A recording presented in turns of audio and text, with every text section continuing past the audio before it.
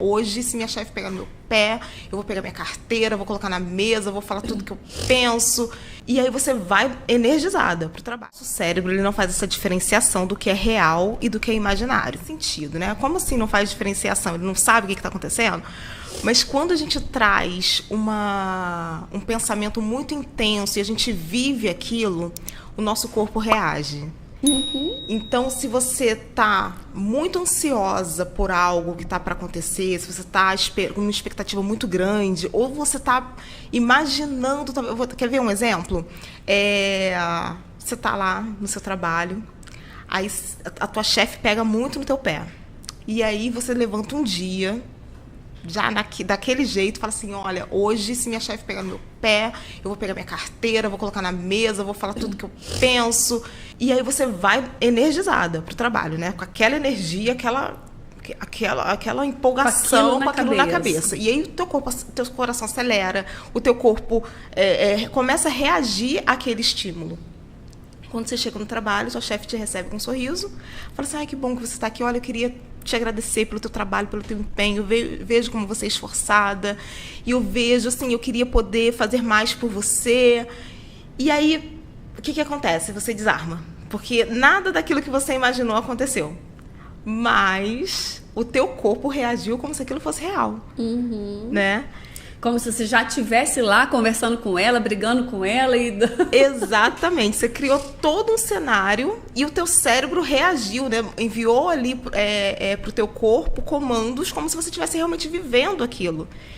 Então, por isso que a gente precisa ter esse discernimento, esse cuidado, porque o nosso corpo responde a tudo que o nosso cérebro, que a nossa mente cria. Então, não sei se eu respondi, se eu fui... Sim. Não, eu acho que é bem interessante a gente estar conversando a respeito disso, porque, assim, a gente, né, conversa com muitas pessoas, lida com muitas pessoas, e, assim, acho que as pessoas realmente não têm muita noção disso, né? E a gente percebe que muitas pessoas, assim, fazem isso que você falou, que você deu exemplo, de potencializar demais um pensamento, né, aquilo que ela acredita que é verdade. A gente até brinca, né? Sofre por antecipação. Isso aí. Às vezes a pessoa vai viajar. Aí tem aquela... Lógico, é uma ansiedade boa, vamos colocar assim, dessa forma, né? É uma ansiedade positiva porque ela te motiva, ela te leva a concluir algo. Então, assim, se eu preciso trabalhar mais... porque eu estou pensando, de repente, se eu me esforçar um pouco mais, eu consigo mais dinheiro para minha viagem. Então, eu acabo sendo motivada por isso. Então, essa seria uma ansiedade até positiva, né? Porque ela te motiva. Agora, também acontece da gente estar em situações, gera muita ansiedade, que faz o quê? Que te traz medo, que te paralisa. Porque você está vivendo uma situação do futuro, né, que ainda não aconteceu, mas você está visualizando aquilo e aí você começa a travar, aquilo te paralisa. Então é essa ansiedade que a gente chama de negativa. Sim, né? E é interessante a gente ter esse discernimento, porque para entender que isso existe, que isso é algo que acontece com todos nós, né? E para a gente conseguir, talvez, em alguns casos, mudar isso, né? Tentar mudar essa forma para que ela seja uma motivação ao invés de uma paralisação. Não sei se eu posso usar esse termo, né? Eu gosto até, assim, com os meus pacientes, de trabalhar o seguinte. Você tem um problema, você tem uma situação para resolver. Você consegue lidar com isso? Você consegue resolver isso? Tem algum caminho que você possa ir? Sim, eu posso ir por esse caminho, assim, e eu vou conseguir resolver. Pode ser difícil, pode ser desconfortável, mas tem uma solução. Então, ok, a gente vai trabalhar para conseguir isso. Aí, vamos no caso, né, a resposta é não tenho o que fazer porque não depende só de mim, porque não depende de outras pessoas, não aquele depender da transferência de responsabilidade, mas às vezes porque realmente é uma coisa que não depende só de você. Preciso do passo, do aval de alguém e tudo, então não tem o que fazer. Então, peraí, se não tem o que você fazer, também não adianta você se preocupar, você se estressar, você se colocar numa condição de desespero por algo que você não tem o que fazer, né? Então, são dois campos assim que eu gosto de trabalhar. Por quê? Para a gente poder mapear também a nossa ansiedade, até onde a gente está dando corda para isso. A gente precisa aprender a lidar, né? A controlar as nossas emoções.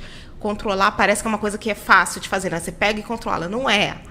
Mas é para ter aquela noção de que eu preciso dominar essa emoção, eu não posso deixar que a ansiedade me domine, né, que o sentimento tome conta da minha vida e que ele determine tudo que vai acontecer. Mas, então, eu preciso mapear essas emoções para saber quais são os limites e por onde eu posso caminhar, o que eu tenho que fazer para resolver. Existem saídas, né? Porque às vezes a pessoa está sofrendo, está passando tanto por algumas dificuldades, achando que não tem solução, ou até mesmo tendo reações físicas, né?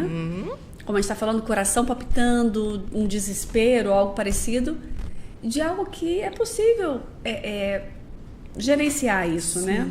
Eu também gosto de usar muito um exemplo, assim, se imagina a criança na 4ª série, você está ali fazendo uma prova de matemática, aí você conclui aquela prova, você não foi bem. Aí você pensa assim, vou para casa, meu pai vai ver minha nota, minha mãe vai brigar comigo, vai falar na minha cabeça, isso vai acabar com o meu mundo. Porque para a criança, aquele problema é enorme. É muito grande. É muito grande. Aí você olha para a sua realidade hoje, você se vê, né? Vê a Verlaine com lá na 4ª série. Aí fala assim, meu Deus, aquilo era um problema com tantas demandas que a gente tem hoje, mas assim, parece que é pequeno, porque passou, porque era para aquela criança. Mas o que eu quero dizer com isso? No futuro, quando a gente tem um problema hoje para resolver, é claro, não estou querendo diminuir isso. É um problema, é algo que a gente precisa ter seriedade para trabalhar e tudo.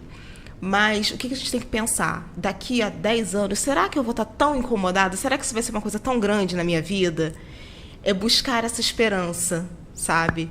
Eu acho que eu gosto de usar esse exemplo porque quando a gente olha para trás, a gente vê que realmente a gente tinha problemas grandes para a época. Mas então, se eu superei naquele momento, eu vou superar o de hoje também e eu tenho esperança de um futuro. Sim.